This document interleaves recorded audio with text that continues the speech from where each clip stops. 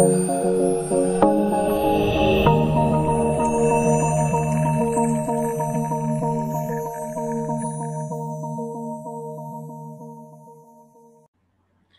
ketemu lagi di channel Belajar Bersama Pak Seno. Nah, kali ini kita akan membahas tentang makroekonomi. Nah, makroekonomi ya, itu adalah ilmu ekonomi yang mengkaji tentang gejala perekonomian secara menyeluruh. Ya, berbeda dengan mikroekonomi, ya. Kalau mikroekonomi mengkaji tentang perekonomian perbagian, ya. Jadi bagian di dalam perekonomian, ya. Itu adalah mikroekonomi. Kalau makroekonomi ini adalah mengkaji tentang gejala perekonomian secara menyeluruh. Nah, di sini contohnya misalkan inflasi, ya inflasi, ya. Kemudian pengangguran, defisit neraca pembayaran, investasi, tabungan masyarakat dan lain sebagainya. Ya, itu adalah masuk ke dalam makroekonomi.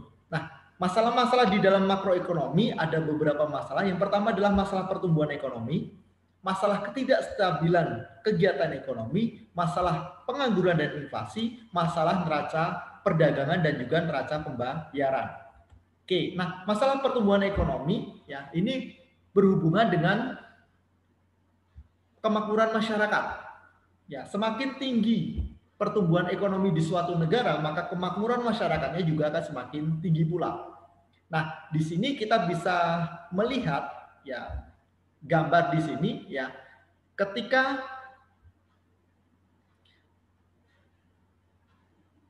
kurva ya kemungkinan produksinya suatu negara itu adalah AB ya.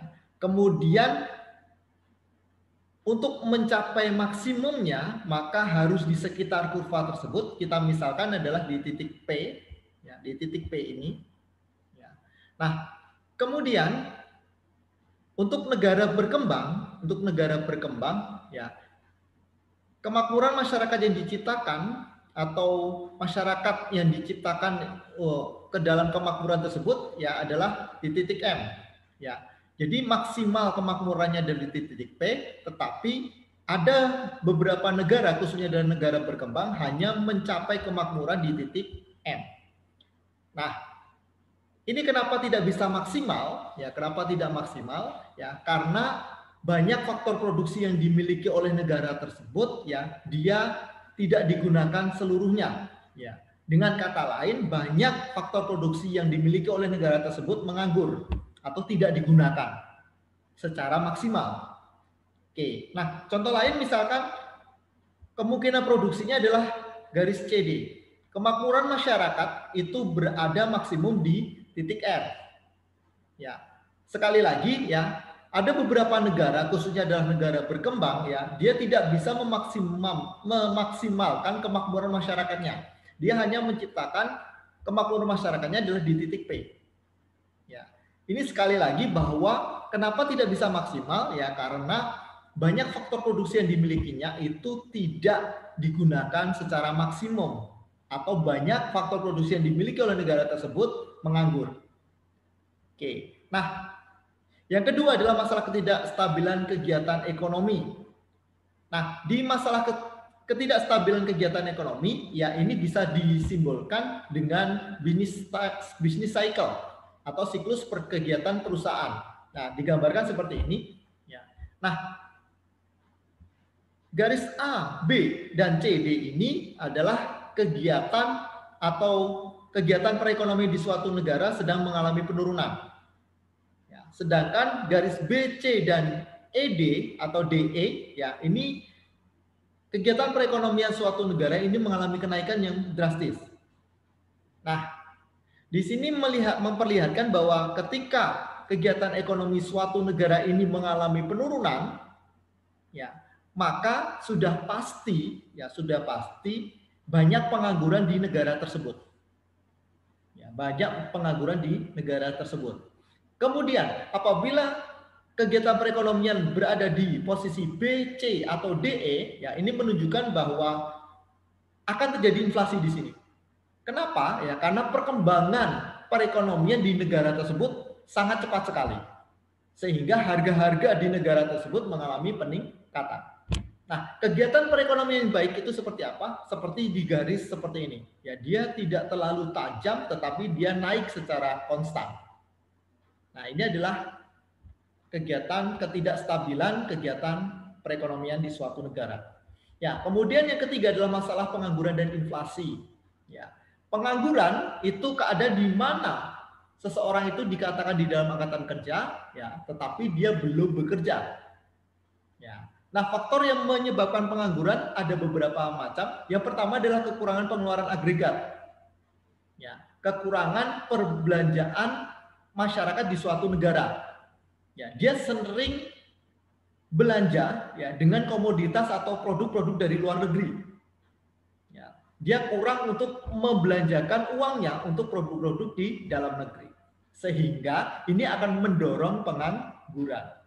Kemudian yang kedua, keinginan untuk mendapatkan pekerjaan yang lebih baik.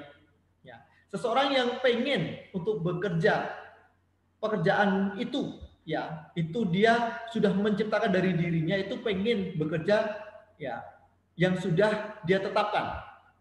Kalau dia tidak mencapai pekerjaan tersebut, ya dia tidak mau bekerja. Nah, itu juga akan mengakibatkan pengangguran di suatu negara. Kemudian yang ketiga, penggunaan peralatan produksi yang modern yang menggantikan sebagian besar tenaga kerja di suatu negara. Nah, ini juga akan membuat pengangguran baru di negara tersebut. Yang keempat, tidak mempunyai keterampilan yang mendukung dan memadai.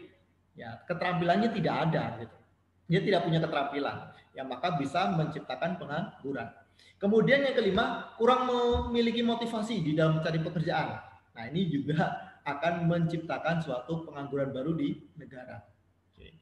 Nah, di statistik ya tenaga kerja dan penganggurannya ya ini dilihatkan, oke, tenaga kerjanya semakin lama semakin meningkat, yang bekerja juga semakin lama semakin meningkat, yang menganggur pun juga akan di sini ya semakin lama semakin mengalami penurunan di sini. Ya, data statistik pengangguran di Indonesia. Ya.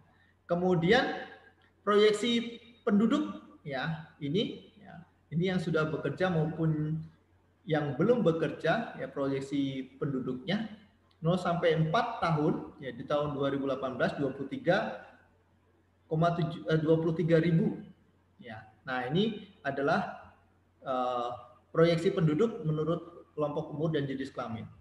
Nah, kemudian akibat buruknya sudah pasti ini akan mengganggu ya prospek pembangunan perekonomian di dalam jangka panjang.